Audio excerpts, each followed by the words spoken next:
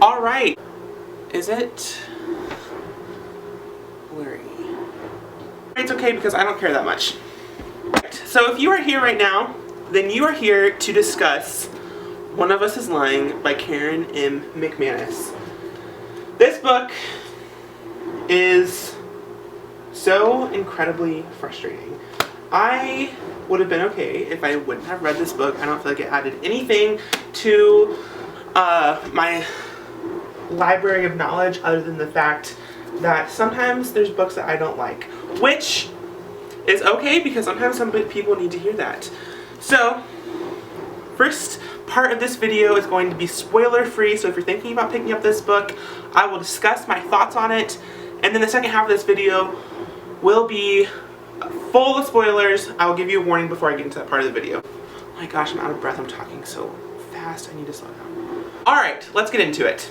So, a lot of the issues that I had with this book are because of the way Karen M. McManus wrote it. Which, it makes it easier to be frustrated with her because her name is Karen, and that's like the name that people use to be annoyed with people. So, this book, I heard it described online by another reader on BookTube, and that is that it is The Breakfast Club, but with murder. And that could not be more true. Literally, in the synopsis, right here, now I'm out of focus for sure, it talks about the brain, the beauty, the criminal, the athlete, and the outcast.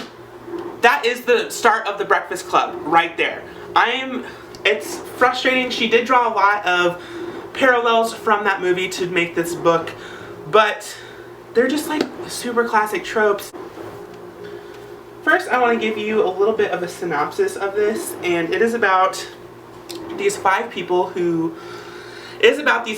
school kids who go into detention, and it seems as if they were placed there on purpose because there's this teacher who hates cell phones, and they were all caught with cell phones in their bags during his class, even though none of their phones that were found were actually their phones. So they're all in there, and while they're in there, one of the high schoolers dies, and the high schooler who dies owns like this gossip blog that he talks about people's secrets on, and he gets killed in this detention, and then they find out that right before they left, all of the people that were in there with him had secrets that he was about to spill. So they all look like suspects, and it delves deep into that. I want to be honest with you guys. The most frustrating thing about this was that it was told from 4 different perspectives. And I felt myself caring more about other people's stories than I did about some of them, and she focused way too much on the characters whose stories sucked, and that was frustrating. So like they would reveal something and I'd be like, oh my gosh, like that's so crazy, and then she wouldn't, like, it would go into the 3 other person's perspectives of stupid stuff that I didn't care about, and we wouldn't get back to the character that I cared about story until like 20-30 pages later. That's what kept me reading it. I read a lot of reviews about this book, actually just a few, but one thing that was a common thread is people were like, it'll keep you guessing until the end, and I'm just like, is it gonna keep me guessing? Because I made my guess about what happened in this book pretty early on, and let me tell you, that's exactly what happened. So, there's a couple reasons why I made that guess, which I will discuss in the spoiler section of this video, but it was just frustrating because all of the secrets that were exploded in this book, except for one, I will add, actually threw me by surprise, and I was really shocked about it. But all the rest of them, I was just like, I saw that coming. Like, I don't know if you were trying to make me see it, but I totally did. And I'm sure other people did too. So, I just didn't like, really, this book. In my other video, I gave this 3 out of 5 stars, but I'm honestly going to give this 2. It was just frustrating. And nothing else I can tell to you can be spoiler free. And Karen, you just need to clean up your act a little bit. There actually is an epilogue in this book, and turns out there's a second book, and there's an epilogue in this book.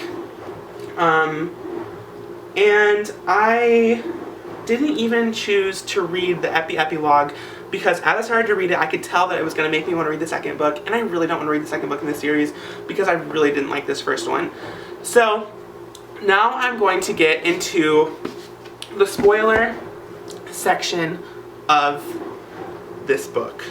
Alright, this is your final warning. If you ever think about picking up this book, don't listen to what I am about to say because I'm going to reveal the entire plot because I have a lot of frustrations with it. So click out of the video, push the X button, get out of this video. You don't want to hear any more else if you're thinking about reading this book. But after that glowing review that I just gave it, you probably don't want to read it anyway, so if you want to, just keep moving on. Let's talk about some things that I predicted now that the people who don't want to know what happened are gone. So the first thing that I absolutely knew was that the athlete, Cooper, was gay. I could tell just by the way that she was writing it, and it wasn't revealed until like 2/3 way through the book, but like for me it was so obvious. The first sign that I knew something was up with his sexuality was that when he figured out that he was going to get his secret release on his on Simon's gossip blog, who is the kid who died, he was like, oh, I thought it was going to be something worse. And then I was like, the homeboy is gay, he's an athlete, he's got a super conservative dad. Like, that's such a classic trope for somebody coming out in any form of teen media. And yes, books count as media. And then it was revealed and I was like, I knew it all along, Karen, you should have just kept going. And I really didn't like how she handled him, like, coming out of the closet because, like, no one was really supportive of him except for his grandma, which was super great. And I'm just like, in this day and age, people are gonna be supportive of him. Like, at least, like, give him a friend. Like, some people were, but, like, people, like, she just showed high schoolers in a totally horrible light that just would not have happened if a kid who was an athlete came out today. And also, he was like getting all these scholarships and for baseball, and then when he came out, like, people stopped sending him scholarships, and that's just like, I don't feel like that's believable. Like, that was just rude of Karen. Bad Karen. We don't do that. So anyway, that was the first thing I guessed. The second thing I guessed was that Simon all along was the one who constructed the whole thing and killed himself. Now, I came to this conclusion for a couple of reasons because I was looking to see how many pages this book was, and at the book there is a resource for the National Suicide Prevention Hotline. And I'm really glad they put this in there, that's really cool, but it ruined the book for me because I instantly knew that was what was going to happen. Because nobody else in this book committed suicide.